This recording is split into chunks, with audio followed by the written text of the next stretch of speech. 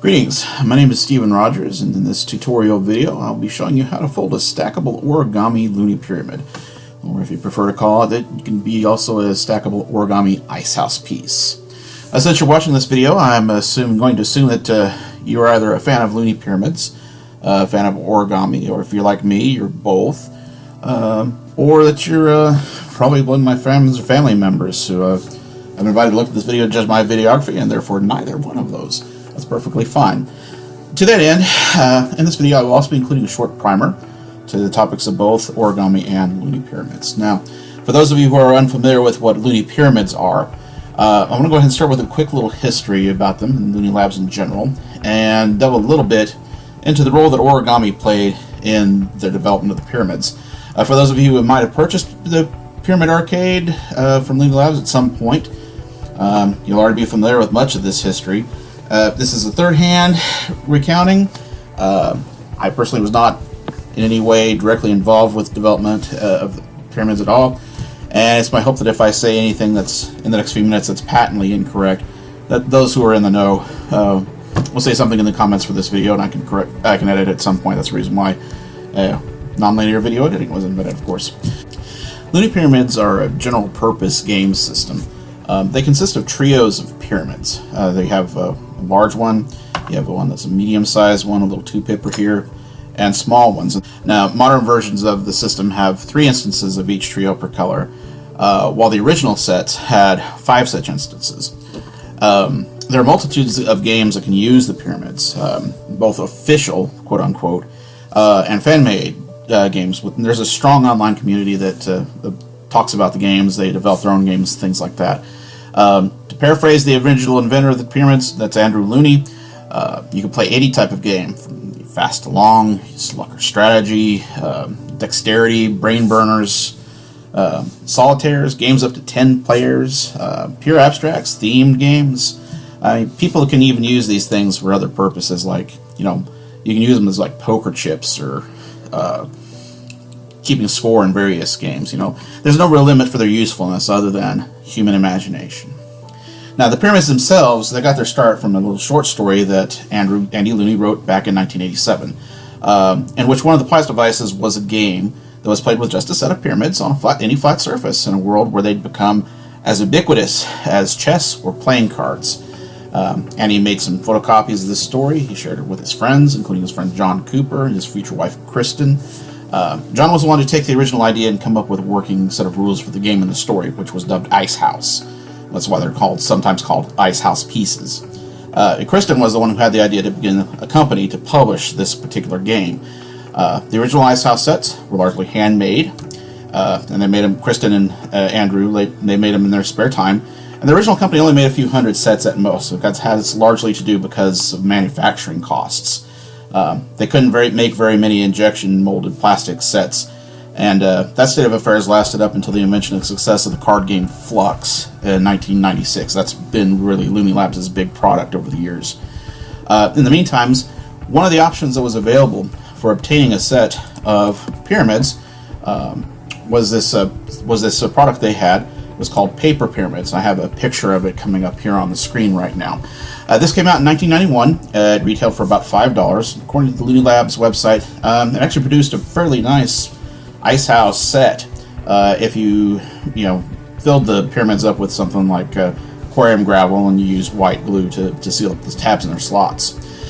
Paper Icehouse was actually a product for sale and continued as a product, even as the company finally did gain enough capital to start making plastic sets in earnest. The paper sets took on the kind of a role of a quote-unquote shareware, if anybody ever remembers what shareware was of the game, and something that you could use to introduce potential players to the game before they went out and tried to buy an actual full set for themselves. This particular image is the official Paper Icehouse set, as I said. It was posted to Board Game Geek August 15th, 2004, crediting to Albert Hernandez.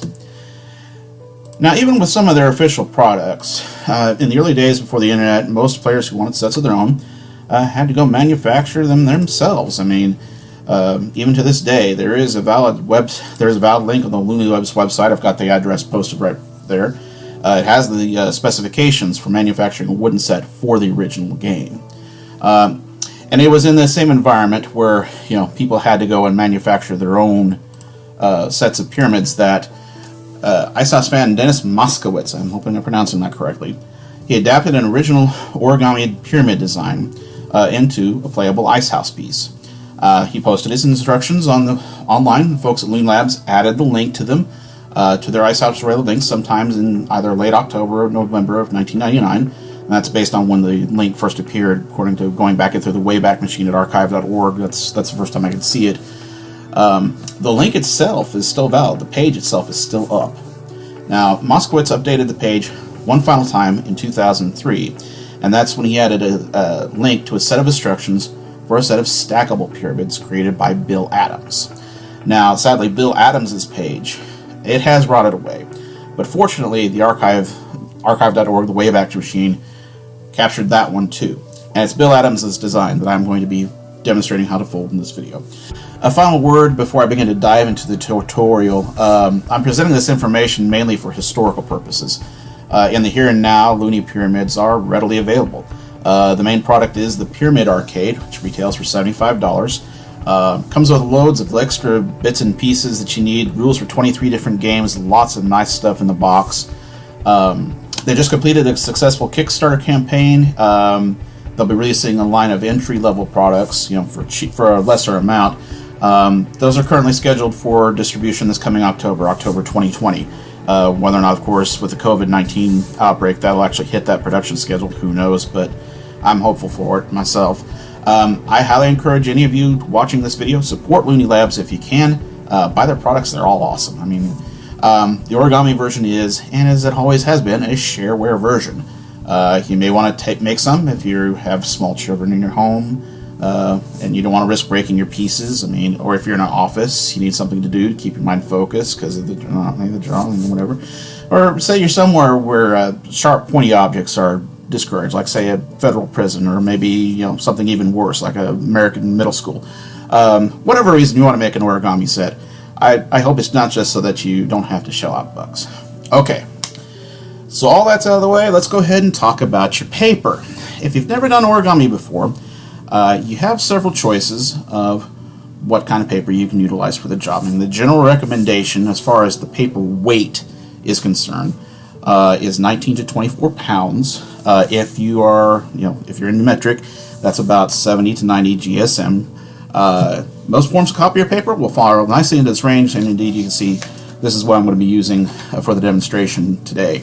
Heavier papers can be found, they can be used. They'll definitely be sturdier when all is said and done, but they don't fold as easily, so they'll take more force to crease. That'll be harder on your hands. They'll definitely be sturdier. Lighter papers, opposite problems. They'll be really nice and easy to fold up, but they will have a tendency to tear if you're not careful. That said, I've used loose leaf notebook paper for much of my life. It's about 16 pounds, 50 GSM. It works just fine. You definitely want to avoid cardstock if you can, again, because it's really heavy. And construction paper is something that you want to try to avoid because of the way it's manufactured. It crumples. It doesn't fold easily, okay? So if you've never done origami before, you don't want to do that. You don't want to use construction paper. Now, there is such a thing as origami paper, and it's designed specifically for the purpose of origami, but it's by no means a requirement. And indeed, I will be making the assumption that most of you don't have access to any of this stuff. So I'm assuming you're going to be starting out with either letter-sized paper that's at 8.5 inches by 11 inches, or you're going to be starting with a piece of A4 type paper at 210 by 297 millimeters. It depends entirely on what part of the world you're in. Now, to get a size of regulation sized pieces, these ones the same size as we come up with the real ones here, you're going to need to trim your paper down to a very specific set of dimensions, which I'm going to pop up here on the screen real quick. For the large pyramids, you're going to need a square that is 5 3/16 of an inch to a side, which is about 132 millimeters metric. For medium-sized pyramids, the square you'll need to be is 4 1/8 of an inch, or 105 millimeters. And for the smalls, the square will need to be about 3 1/16 of an inch, or 78 millimeters. I highly recommend utilizing some kind of measuring cutter, like a scrap making tool, kind of like the one I've got here. This is a nice Fisker's little rotary cutter. I've had it for a number of years, made many different things on it. But you can also use like one of the old style guillotine photo cutting boards for paper. I really actually prefer those myself. You can use those to make the necessary measurement cuts. If all you've got is a ruler and pencil, so be it. And you don't want to try to eyeball your cutting here, okay? Now, with letter size paper, it'll be easier on yourself if you go ahead and trim off 1/4 of an inch along the short side of the paper before you make any other cut, okay? Those of you who are using A4, you might have already noticed from looking at the dimensions of the sizes of the pyramids, you don't need to make this initial cut. Yeah, it's because your paper is already exactly as long as it needs to be along the short edge. So score 1 for the metric system. Yay. Okay. Now, so because of this, because obviously you're going to be, if you've also done the math already, you know that you're going to be able to get more than one piece of, more than one pyramid out of each piece of paper. And the way that it works out is just like this. I mean, if you can take one piece of paper, you can get 2 large pyramids and 3 smalls out of the same piece of paper, or you can also get 1 large pyramid, 2 medium pyramids, and 1 small, or you can get 4 medium pieces. And if you're using A4, in addition to the 4 mediums, you can get 2 small pieces. So guess what? Score another 1 for the metric system. Yay. Now, no matter how you cut your paper, there's going to be a fair amount of waste left over. And that's unfortunate, but it is unavoidable just considering the nature of the project. You can keep the waste for other projects or not, depending on if you see fit. And also for this initial video, I will recommend you go ahead and use as large as a paper size as you would like. I mean, in my experience, if you're learning a new origami form, it's best to start with as large of a piece of paper as you possibly can. Of course, if you want to begin with regulation size, be my guest. Now, incidentally, if you do want to make larger or smaller pyramids than I have already listed the specifications for, you can. You just need to adjust the size of your square up or down by 1 1/16 of an inch or 27 millimeters up or down, whichever one you want to go in. I can't say that I've ever done a pyramid successfully that's been smaller than the specifications for a small size pyramid.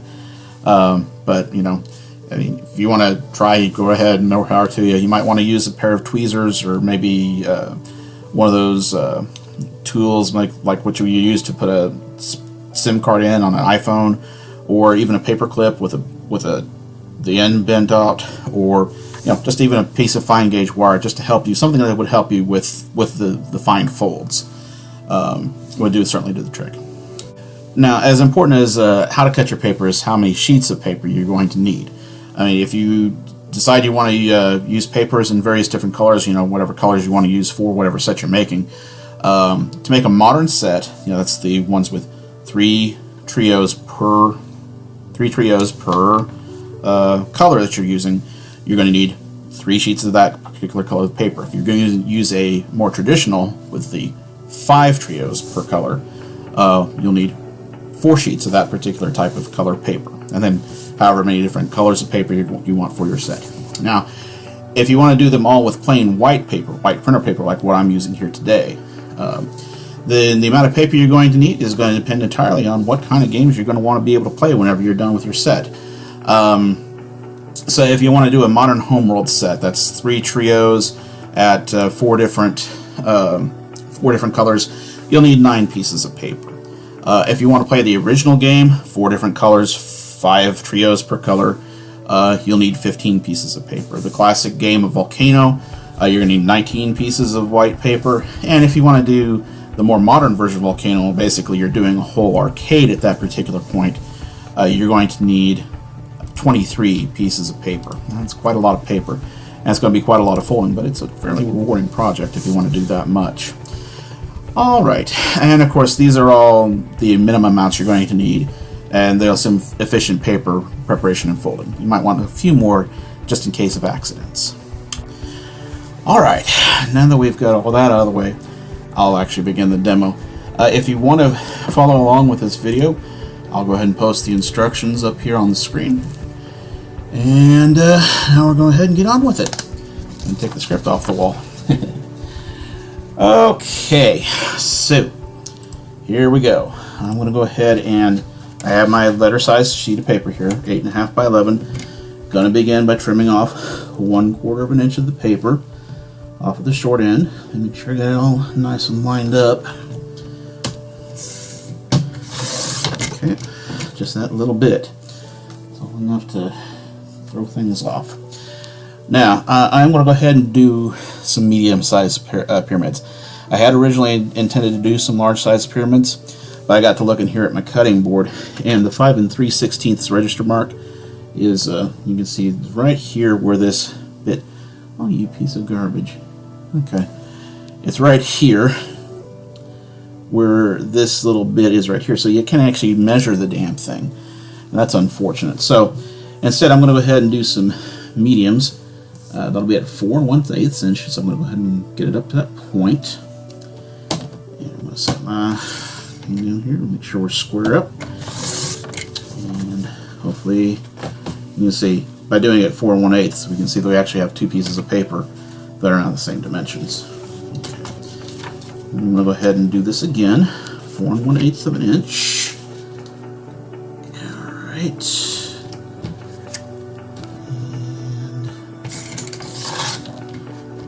Oh dear. Okay. It's unfortunate, but again, one of these rotary cutters, if you don't push down hard enough, it will not cut all the way through. Alright, so I have 2 4 1/8 inches pieces here. And one more time. Make sure we're cut 4 1/8 of an inch. And this, unfortunately, I said there was waste paper that would be produced. This, unfortunately, is it. You can see that this is not going to be big enough for me to make a pyramid out of. But it's still, you know, fairly good paper, so I could use it for a different project. All right, so done with my cutting board. We'll go ahead and get that out of the way. Now, if you've ever worked with origami paper before, you know that there is 2 sides to it. One of them is a brightly colored, you know, side of whatever, you know, color you want to be working with. One side, however, is just completely blank, and it does help to do with this project if you can tell which side's which. So, since I've got just white paper and it's the same on both sides, I'm going to take just a, you know, whatever writing utensil I have available. I'm just going to mark up one side. This is helpful to do even if you're going to be working with, say, a pyramid of all, you know, if you're working with various colored papers. I mean, let me go ahead and demonstrate here real quick. This is a set that I folded at my church, and you can see I used various colored papers. Now, I still squiggled them up, but the squiggles are actually on the inside of the pyramids. Now, I also have another set, perfectly usable set, that I made at work, and you can see on this one, it's made out of white paper, and the squiggles are left on the outside. You can see that I used pen. I also used highlighter to give myself the various colors I wanted to make. And this one here is usable for playing modern versions, even the classic versions of Volcano. But you can do whatever one you want to with your squiggles on your paper. This is marked up pretty well. Okay, then you decide which side you want. You want the blank one on the inside, you want the blank on the outside. Whichever side you want it to have on the outside of your pyramid, you need to start with the other side's face up. Okay. Now, we're going to begin with making a preliminary fold. If you're familiar with origami at all, it's also called a square fold. It starts the majority of pieces. And what we're going to do is we're going to take this bit, this top edge, we're going to fold it down here to this bottom edge. I'm going to crease that down.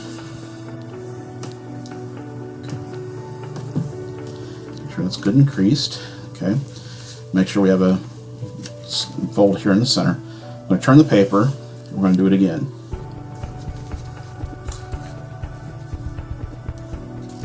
Okay. All right. Unfold that. We're going to turn our paper over, and we're going to do the same thing. We're going to fold along both from corner to corner. Okay, so Here we go, corner to corner.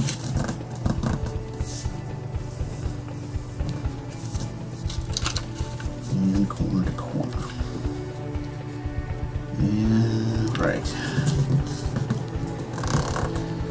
Now, we're going to unfold this. We're going to go ahead and collapse our folds all in on each other.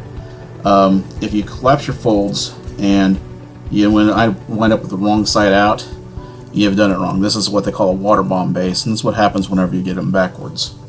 I've obviously told you guys to do these wrong, so that's lovely. No, you want it like this. And all I did was just turn those folds around.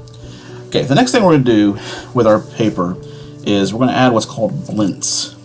And all a blintz is when you take what you've started off with. Here, we're going to unfold this real quick. Whenever you start your paper and you take the corners of your paper and you fold them into the center, that's called a blintz fold. We've got our paper folded like this, and so the end form that we're going to wind up with is called a blintzed water bomb base. Now I've already said water bomb base. That's what it looks like whenever you've got a square fold that you folded inside out. Blintz is basically the same thing. We're going to wind up with the same shape, but with the corners all folded up in the center. Now here's how you do this. Okay, we have our paper like this. I'm going to take this corner right here. I'm going to put it up here to the center of the paper.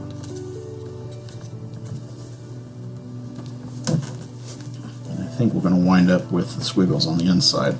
That's unfortunate, but okay. I'm going to turn the paper over. We're going to do the same thing again.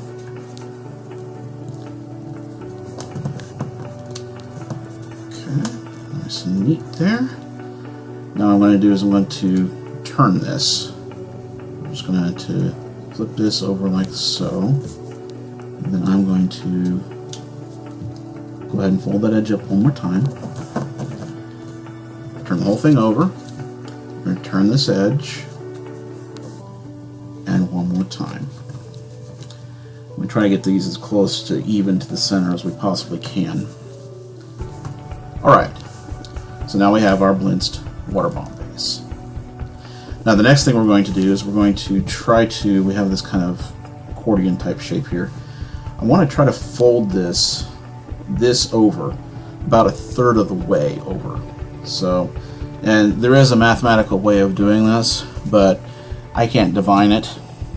I can fold in thirds. I have a mathematical way of folding in thirds if you're doing a square piece of paper that's going to wind up as a square, but with a triangle like this, I haven't figured out how to do it.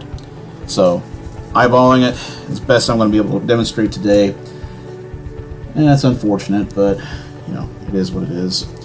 Now, while I've gone ahead and taken this leaf, folded about 1/3 of the way over, I want to go ahead and kind of wrap this one over at the same time. And when it looks like those two are about even with one another, that's when you can go ahead and crease them down. Okay, I'm going to go ahead and crease these down real good here. Okay, and hopefully these will be real nice and neat.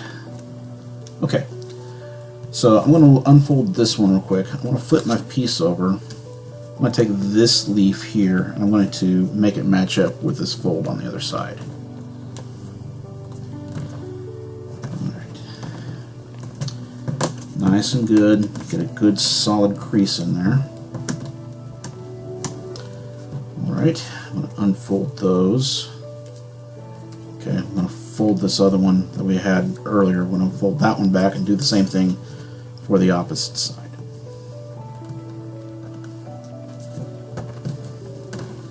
Good, nice, steady crease. Now, we'll go ahead and fold everything up to this point. You should wind up with this nice looking little arrowhead shape in your paper. If you're up to this point, then congratulations, you're good up to this point. And I hope you've been having fun, because all we've been doing right up to now is been putting in guide folds. Focus out again.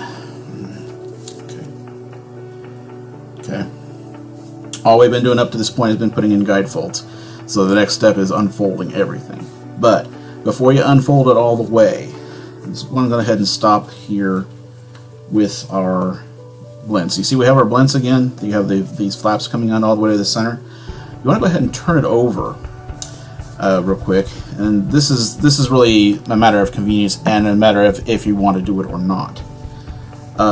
You'll see in the crease patterns, you'll see these triangles right here. There's one here, there's one here, one here, and one here. And believe it or not, those are going to be the parts of your piece that are going to be out on the exterior when everything is said and done. So if you wanted to add pips to the outside of your finished piece, like you would see on a finished on a real Looney Pyramid piece, you can see that that one has some pips over there. Now's the time to do it. This is the most convenient time to add them before we actually start putting the piece together in earnest.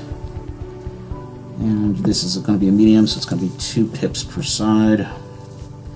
Historically, I've had a bit of a mistake in my pyramids. I have the tendency to put the pips on the right-hand side of the pyramid. If you actually look, they're on the left-hand side of the pyramid, and I just attribute that to being left-handed. Anyway, here's the 3rd side, 4th side. Okay, and there's our pips on our piece. Now we're going to go ahead and do the next bit. Finish unfolding it. Alright. Time for some nomenclature here. Okay, we have the center here. I'm going to start working along this edge. Okay, so we have this edge here. This is going to be the left-hand side corner. This is going to be the right-hand side corner. And we have the exterior triangle, which is this bit right here. We have the interior triangle here, and the flaps are all the stuff in between. All we got to do is get all that stuff out of the way. No problem, right? Alright. Next fold is called a step fold. We're going to take the line leading up from the center to the edge, and we're going to make it match the leftmost side of the exterior triangle over here on the left. Okay, just like that. Okay, this is where we're at. Okay, now the next step is to close up the flap over here on the left-hand corner, while at the same time we're going to give it a fold here along where the bottom of the edge is. Okay, so I'm going to close that. Oh, okay. It's going to fold this one and this bit over here leading out to the edge. When you fold 2 at the same time, that's called a rabbit ear fold. You wind up with this little extra flap that's kind of sticking out in front of you. And if you're familiar at all with origami, you know that when you have a rabbit ear fold, you're probably going to fold that over at some point. And that's exactly what's going to happen here. In this case, what we're going to do is close up the flap over here on the right-hand corner. We're going to take this with it. Okay. And we're going to crease this bit here in the center, like so. If you're following along with the pictures, this is the one a lot of people get confused on. Okay, you can see all I've done is close this flap up. Okay, the next thing I'm going to do is I'm going to put a crease right in here, right along this inner triangle, and I want to get it to that so that it matches up with this line leading out toward the center. Okay, so I'm just going to take this whole bit, we're just going to push it over like so, and crease that down. Get my finger out of the way. Okay. Now, I'm going to put my finger right here, and what I'm going to do is I want to go ahead and close up both of these flaps at the same time. I'm going to push my thumb and my forefinger right here. We're going to try to open up this little pocket that's been made. Okay, and when it's open, we're going to close them both at the same time. We want to get this center crease to match up with this crease right here in the center on the back side. Once that's all nice and aligned, we're going to crease it down. We're going to wind up with something that looks, to me it kind of looks like a pair of wolf ears. But you see, that's the final form of the shape. And that finishes up one edge. Now, the original instructions would have you flip the paper over and begin doing the same thing again on this edge. Personally, I like having all of the paper to work with. So what I'm going to do is I'm just going to go ahead and kind of gently unfold this for now. And then I'm going to turn the paper and work on this edge instead. But the next set of instructions are you're going to do the same thing again, but to all four sides. Alright, so here we go. Second side, I'm going to step fold this over. Okay, I'm going to close up these two folds at the same time. We're going to rabbit that up. Okay, I'm going to close the right hand corner flap. I'm going to fold this over in the center, crease that down. This crease will go all the way up from this line up to the interior pyramid there. Push my finger here, get the pocket open, close the flaps, and smash it down. Two sides. Unfold, go for the third side, same thing again. Step it over, rabbit ear, close the right, carry over the flap,